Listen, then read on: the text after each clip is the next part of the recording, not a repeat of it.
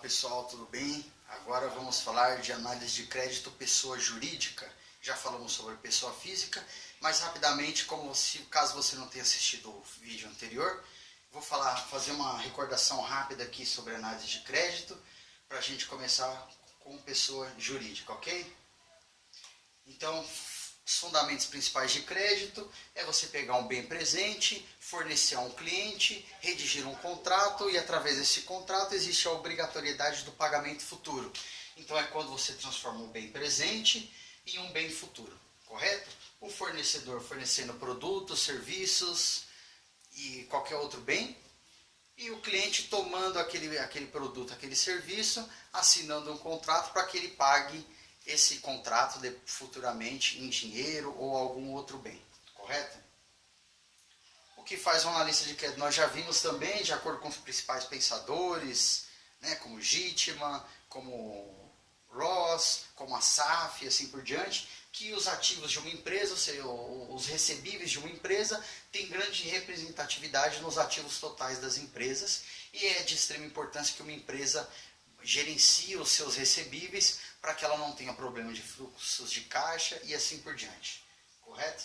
Também nós vimos que dentro da análise de crédito tem a técnica objetiva e consiste em informações estatísticas, contábeis e questões numéricas e cálculos aos quais você faz para saber se aquele cliente, seja ele uma pessoa física ou jurídica, tem condições de arcar com as suas obrigações. E temos a técnica subjetiva, como nós também vimos, que é exatamente a capacidade de julgamento humano, de acordo com as experiências daquele profissional da área de crédito, que ele adquiriu ao longo da sua vida profissional e acadêmica também, de julgar se aquele cliente tem condições de arcar ou não com as suas obrigações. Então vimos aqui um pequeno fluxo de recebimento, salário do cliente, vimos aqui as despesas que esse cliente tem ao longo do mês, e também verificamos se ele teria capacidade ou não de arcar com as suas obrigações. Lembrando que para os economistas, principalmente aqui no Brasil, eles consideram que uma pessoa física não pode comprometer mais de 30% da sua renda em um financiamento ou uma linha de crédito. Para a pessoa jurídica é muito mais complexo, nós veremos a seguir, correto?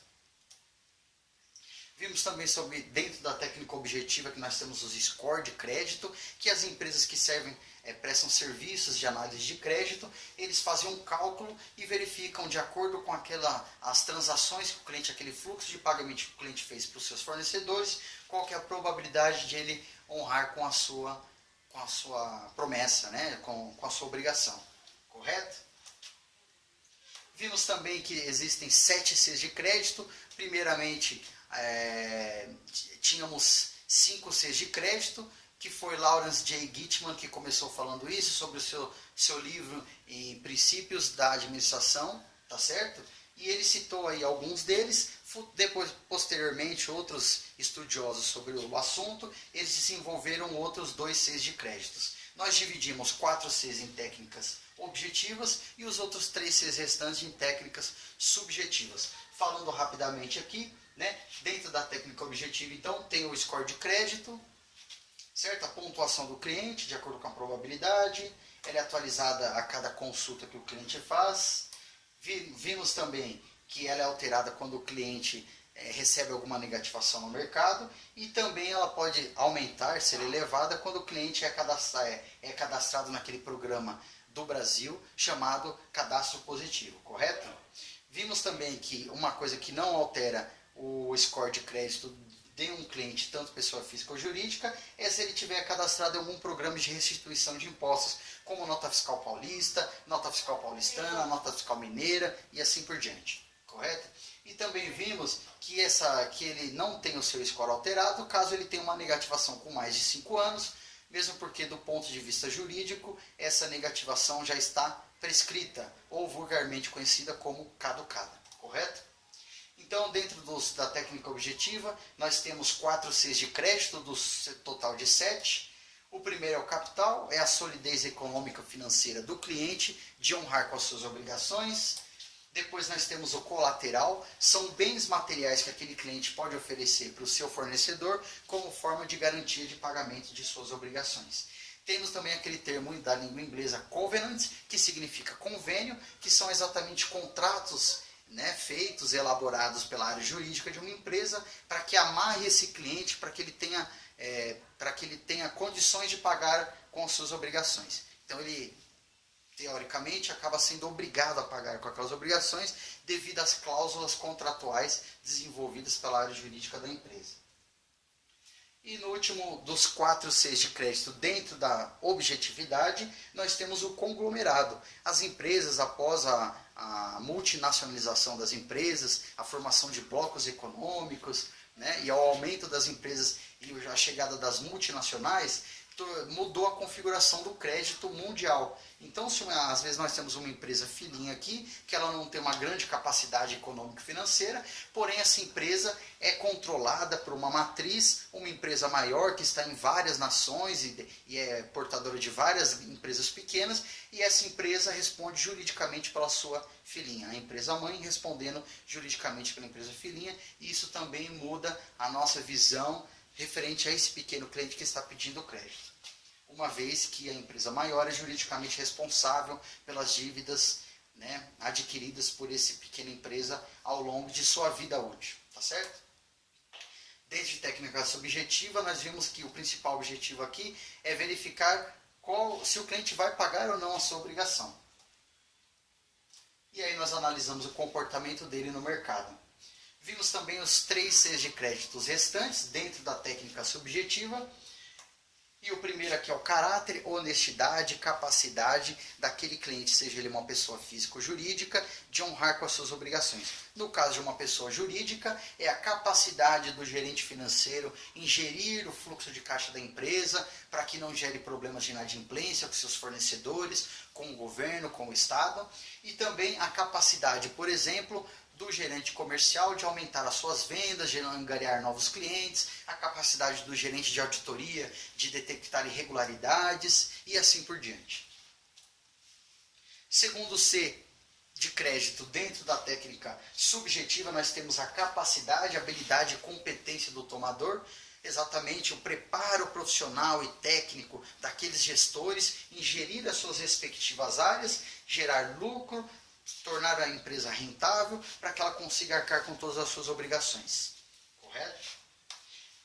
E o último C dentro da técnica, o último C de crédito dentro da técnica subjetiva são as condições, os fatores micro e macroeconômicos que uma empresa está inserida para que ela consiga arcar com as suas obrigações. Por que eu coloquei esses 3 Cs aqui dentro da subjetividade, dentro das técnicas subjetivas? Porque o fato da empresa estar inserida num fator micro ou macroambiente desfavorável não significa que ela não vai honrar com as suas obrigações. A prática, esses 15 anos que eu tive, né, ao longo da análise de crédito, da minha vida profissional como analista de crédito e coordenador de crédito, eu aprendi que nem sempre uma empresa que está inserida numa condição de micro ou macroambiente desfavoráveis, ela vai não honrar com as suas obrigações. Às vezes pode acontecer de ela honrar, uma vez que aquele produto ou serviço que ela esteja contratando seja de fundamental importância para a sua sobrevivência. Então, todos esses Cs estão dentro da subjetividade, porque nós não conseguimos ver, palpar, traçar planilhas, fazer modelos matemáticos para ter a certeza sobre o caráter de uma empresa ou de uma pessoa física, a capacidade de seus gestores. Não podemos simplesmente pegar o currículo do gerente financeiro e só olhando para o currículo saber se ele tem capacidade ou não de gerir o seu fluxo de caixa da empresa para que ela pague para nós aquela obrigação. Correto? Falamos um pouco sobre birôs de crédito, né? Birô é uma palavra da língua francesa e ela significa repartição, escritório e agência. E a palavra birô de crédito foi utilizada aí desde a Revolução Industrial, desde quando as empresas começaram a se organizar a sua área para fazer análise de crédito dos clientes e conceder crédito a eles. Nós temos birôs de créditos em vários ao longo do mundo inteiro, e aqui no Brasil nós temos o maior, que é o Serasa Experian, que por sua vez é a maior base de dados das Américas. Nos últimos anos eles passaram uma empresa norte-americana e eles são a maior base de dados das Américas. Temos aqui no Brasil o SPC também, o SPC que por sua vez é controlado pelo Boa Vista Serviços. Temos o Equifax, que é uma empresa cuja matriz fica na América Central, e temos o Dun & Bradstreet, ou simplesmente D&B, que é uma empresa norte-americana, presente também na Europa e alguns países da América Central. Tá certo? E essas empresas, elas fornecem informações sobre clientes e empresas, pessoas físicas e jurídicas, e o seu comportamento ao longo do mercado. Então vamos lá para a análise de crédito de pessoa jurídica. Os documentos obrigatórios para análise de crédito de pessoa jurídica são principalmente o contrato social da empresa, ou seja, um documento que ele formaliza quem são os sócios daquela empresa, quais são as cotas de capitais daquela empresa e assim por diante, tá certo? Ou a última alteração contratual. Uma coisa importante aqui no Brasil, a legislação obriga, sempre quando uma empresa tem alguma mudança no seu quadro societário ou alguma mudança em suas cotas de capitais, ela tem que formalizar uma alteração contratual. E essa alteração, por sua vez, tem que passar por todos os órgãos públicos responsáveis pela gestão desses contratos. Tá certo? Então é importante que a empresa forneça também uma mudança de endereço, uma mudança em sua atividade econômica ou qualquer outra coisa nesse sentido. Um outro documento obrigatório para análise de crédito de pessoa jurídica é a procuração dos representantes legais da empresa. Essa procuração, ela formaliza quem são as pessoas juridicamente autorizadas a fazerem compras em nome dessa empresa. Às vezes, em algumas vezes, você pode encontrar essa procuração dentro do próprio contrato social. Ou seja, o próprio contrato social, ele já nomeia quem são os compradores, os procuradores dessa empresa. Algumas empresas grandes, eles costumam classificar entre procuradores classe A, classe B e assim por diante. Tá certo? E eles delegam algumas atividades e responsabilidades para esses procuradores. Cabe você ler esse contrato, dar uma analisada, para você verificar exatamente quem são as pessoas responsáveis por essas compras.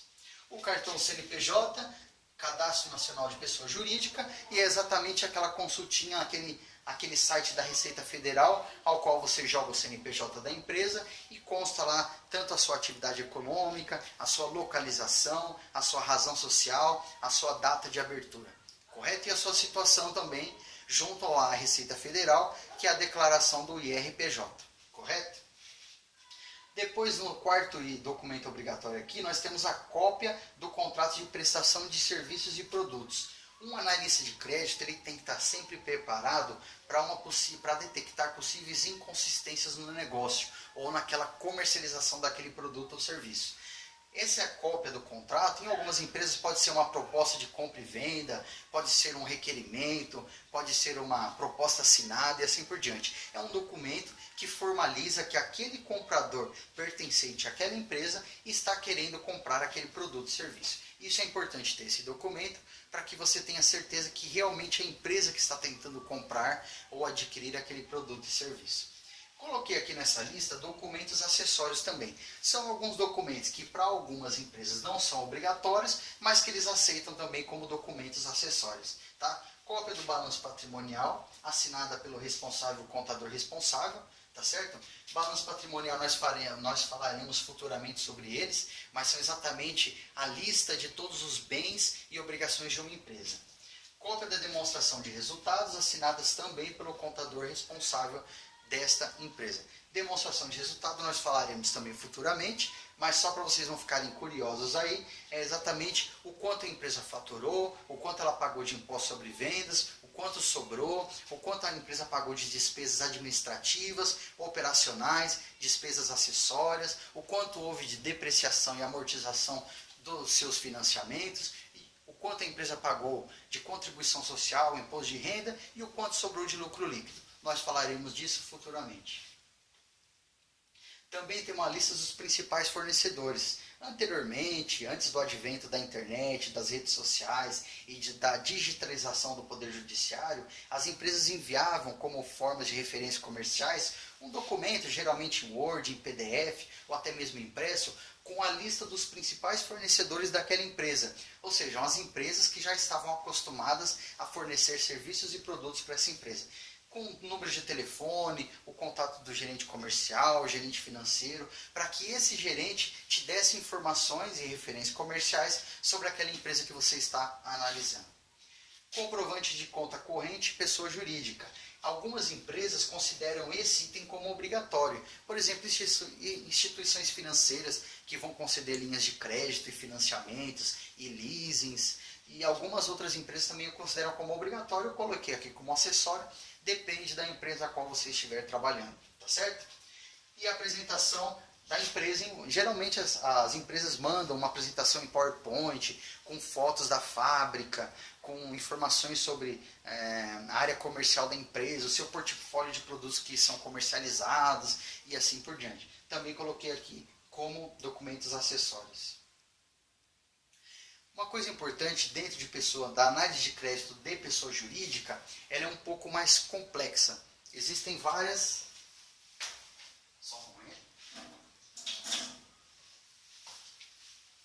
Existem vários tipos de empresa e é importante nós entendermos quais são esses tipos, que cada empresa tem uma peculiaridade do ponto de vista jurídico, tá certo? Então vamos verificar o primeiro tipo de empresa. O primeiro tipo de empresa que nós temos é o microempreendedor individual, também conhecido como MEI, que a própria sigla aqui nos diz, né? Microempreendedor individual. O que essa empresa tem como característica? Primeiro, o nome próprio já fala, é um empreendedor individual, ou seja, existe um único dono desta empresa, correto? Esta empresa, de acordo com a lei complementar 123, correto, de 2006, essa lei ela obriga com que todo microempreendedor ele esteja situado no regime de tributação simples nacional, ou como é chamado pelos contadores, super simples. Correto? Então, a empresa microempreendedor individual, um único dono, ela é o Simples Nacional, o seu regime de tributação, e o dono dessa empresa, ele é juridicamente responsabilizado com seus bens pessoais, caso essa empresa gere algum prejuízo ou adquira alguma dívida ao longo das suas atividades. Tá certo, gente? É importante vocês entenderem isso do ponto de vista de cobrança. Ou seja, caso esse microempreendedor ele não consiga arcar com as suas obrigações, a justiça ela pode ir até os bens pessoais desse empresário e leiloar esses bens de forma a transformar em dinheiro para saldar com as suas dívidas. Próxima empresa que eu separei aqui para vocês é a empresa individual. Tá? A empresa individual também é um único dono da empresa, correto? Essa empresa geralmente está situada no regime de tributação do Simples Nacional, mas podem existir casos que ela não esteja. Uma outra coisa importante aqui dessas duas empresas é que o nome do dono da empresa tem que ser exatamente a razão social da empresa, ou seja, o nome da empresa. Aqui no meio, geralmente aparece assim, Antônio da Silva Figueiredo, um espaço e o número do CPF dele. E aqui na empresa individual também, tá certo? Então é importante vocês saberem isso do ponto de vista de cobrança. Nessa empresa individual aqui, o dono da empresa ele também é juridicamente responsável por a dívida que a empresa contraia e ele pode responder até com seus próprios bens, tá certo? Então, caso ele não consiga pagar, se ele tiver um carro, se ele tiver uma outra empresa, se ele tiver qualquer um outro bem que possa ser transformado em dinheiro, a justiça também vai arcar com esses bens para liquidar suas dívidas. E nós temos aqui a terceira empresa que eu listei para vocês, que são as sociedades simples, ou simplesmente chamada pelos contadores como SS. A sociedade simples, ela tem uma peculiaridade. O que consiste a sociedade? Seu nome próprio já diz, então ela tem 2 sócios, tá certo? No mínimo 2 sócios, e esses sócios, eles se unem para prestar algum serviço relacionado a atividades técnicas, científicas, tá certo? Ou intelectuais. Então, por exemplo, 2 advogados se unem para montar um escritório de advocacia. Esses advogados, eles terão que instituir uma sociedade simples. Outro exemplo, 2 engenheiros químicos se unem para prestarem serviços de auditorias em laboratórios. Então, essa empresa ela tem que ser instituída na forma de sociedade simples também. Nessa empresa aqui, o nome da empresa não tem que ser o nome de seus sócios. Então ela pode ter uma razão social diferente do que o nome dos sócios, tá certo? Advogados, associados do litoral e assim por diante, um exemplo, correto? Agora nós temos o outro bloco de empresas que eu separei para vocês. E aí você me pergunta, olha, calma aí, Marco, mas você deixou um espaço aqui, né? Você errou no seu PowerPoint, você deixou um espaço, você fez errado. Não, na verdade, eu fiz de propósito essa separação, porque eu costumo separar os tipos de empresa em dois blocos. Esse primeiro bloco aqui, todos os donos das empresas, eles são responsáveis com seus bens, são responsabilizados com seus bens, caso essas empresas gerem alguma dívida, correto? Esse segundo bloco aqui, gente, os sócios não respondem com seus bens, caso exista uma cobrança futura de obrigações contraídas pela empresa. Então, a primeira que nós temos é a empresa individual de responsabilidade limitada. Essa palavra limitada exatamente refere-se a isso, essa limitação. O Poder Judiciário está limitado só aos bens da empresa, caso ela gere alguma dívida no mercado, ela contraia alguma dívida, correto? Então, eles também, os contadores, chamam essas empresas de EIRELI, né? Que é Empresa Individual de Responsabilidade Limitada. Uma coisa importante nessa empresa é que no final do nome da empresa tem que constar essa sigla EIRELI. Então ela fica facilmente identificável. Quando você pegar uma empresa, Produtos Alimentícios EIRELI, você saberá que é uma empresa de responsabilidade, empresa individual de responsabilidade limitada. Eu também considero, senhoras e senhores, esse tipo de empresa aqui um dos tipos mais perigosos do ponto de vista de crédito e de cobrança. Pelo seguinte motivo, existe um único sócio da empresa. Ou seja, se essa pessoa por algum motivo tem alguma falta de capacidade de administrar os seus bens, os seus ativos, e não tem uma capacidade de gerir aquela empresa, ela é mais facilmente quebrada, né? Ela pode entrar numa falência mais facilmente, diferente de uma empresa que possui dois sócios. Às vezes um sócio não tem tanta habilidade na área financeira, mas tem habilidade na área comercial. O outro sócio não tem tanta habilidade na área comercial e ajuda aquele que, por sua vez, não tem tanta habilidade assim. Então, essa é a empresa, do ponto de vista jurídico, mais perigosa. Tanto é que essa empresa é um ponto de atenção que é o Poder Legislativo. Em 2011, eles sancionaram uma lei, a Lei 12.441, que exatamente obrigue com que essas empresas tenham um valor mínimo de abertura, né? E seria o quê? Esse valor mínimo, essa lei, ela obriga o seguinte: para você abrir uma empresa, uma EIRELI, você tem que ter um capital social de no mínimo 100 salários mínimos. Por quê? Exatamente por isso. Se a empresa quebrar, a justiça ela terá esse valor depositado, né, juridicamente, como garantia de que essa empresa vai arcar com as suas obrigações, tá certo? Capital social, só para vocês entenderem, resumindo, né, explicando de forma resumida, é o dinheiro que os sócios ou o dono de uma empresa deposita juridicamente, entrega para o Estado, para que ele abra aquela empresa. É uma garantia que o Estado tem daquela empresa operar e, se gerar dívidas, ela poder resgatar essas dívidas, né? Liquidar essas dívidas através desse dinheiro depositado. Então, o capital social nada mais é do que o dinheiro que os sócios entregam para o Estado para que ele abra uma empresa. E aí os órgãos responsáveis, a Junta Comercial e a Receita Federal, né, eles verificam essas questões. Tá certo? Então, só lembrando, EIRELI tem um capital social mínimo de 100 salários mínimos. O nome, a sigla EIRELI consta no final do nome da empresa. O nome da empresa é diferente do nome do sócio. Correto? Aqui no nosso segundo bloco, a segunda empresa que eu classifiquei para vocês é a Sociedade Empresária Limitada. Essa aqui é uma das empresas mais comuns no nosso país, que é a LTDA. E também no nome da empresa, ele não é obrigatoriamente igual ao nome do sócio. E também consta a sigla limitada no final de sua razão social, tá certo? Essa empresa aqui, ela tem o seu capital social dividido em cotas de capitais. E essas cotas de capitais não obrigatoriamente são iguais. Então a gente pode ter um sócio que tenha 20% das cotas de capitais de uma empresa e o seu segundo sócio tenha 80% do capital social desta empresa, das cotas de capitais dessa empresa, tá certo? O Código Civil, ele prevê em seu artigo 1055 exatamente essa divisão ou essa distribuição desigual de capitais. de acordo com o investimento de cada sócio, tá certo? Então, o artigo 1055 do Código Civil, ele rege essa questão de capital social dentro da empresa de sociedade limitada, correto? Uma outra coisa importante vocês saberem é que os sócios dessa empresa não respondem juridicamente com seus bens pessoais das dívidas adquiridas por essa empresa, correto?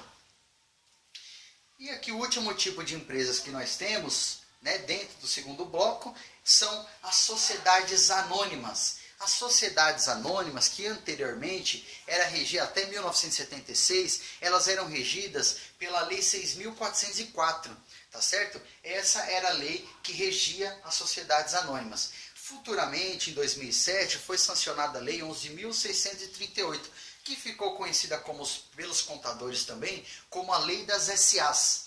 E essa Lei das SAs, elas falam todas as obrigações dessas empresas junto aos órgãos públicos e também junto aos fornecedores. Uma coisa importante que é legal destacar aqui também para vocês, gente, que a partir de 2007 houve o alinhamento do Brasil, das empresas brasileiras, com as normas internacionais de contabilidade, que é conhecida pelos contadores como IFRS, International Finance Report Standard, ou seja, traduzindo ao pé da letra em português, são as normas internacionais de contabilidade, tá certo? Isso foi de extrema importância para o nosso país, porque a partir do momento que você está alinhado com as normas internacionais de contabilidade, você mostra uma maior transparência na elaboração das suas demonstrações financeiras. Isso foi de extrema importância para o nosso país. Um ponto aí ganho para o Brasil, tá certo? Então vamos lá. Uma outra coisa importante sobre a sociedade anônima é que elas são as empresas geralmente maiores, né? E no nome da empresa, na sua razão social, ou seja, o seu nome oficial, tem que constar ou a sigla SA, ou simplesmente SA, ou S/A, ou a sigla CIA, CIA, de companhia, tá certo? Então, só você olhando para o nome da empresa, para a razão social da empresa, você já vai saber se ela é uma limitada, uma sociedade anônima, ou uma EIRELI, ou uma MEI, tá certo? Essas duas aqui não tem, tá? A sigla, só para vocês lembrarem. Uma outra coisa, uma peculiaridade que eu tenho para falar para vocês sobre a sociedade anônima é que ela é dividida, de acordo com a Lei 11.638, ela é dividida por ações. E essas ações podem tanto ser vendidas no mercado de capitais, como ser as ações comercializadas de forma fechada, para pessoas específicas. Se essas ações são comercializadas no mercado de capitais, essa empresa é uma sociedade anônima de capital aberto. Ou seja, as suas cotas, as suas ações são vendidas no mercado aberto. E se essas ações são vendidas por um grupo restrito de empresários, né, de acordo com as suas formas, ela é considerada uma sociedade anônima de capital fechado. Correto? Uma outra importante informação que eu tenho para observar para vocês sobre as sociedades anônimas, geralmente elas são constituídas por uma Assembleia Geral, um Conselho Fiscal, um Conselho Administrativo e uma diretoria. E que são nomeados, né, de acordo com os seus controladores. Correto? Então é isso que eu tinha para falar para vocês sobre as empresas.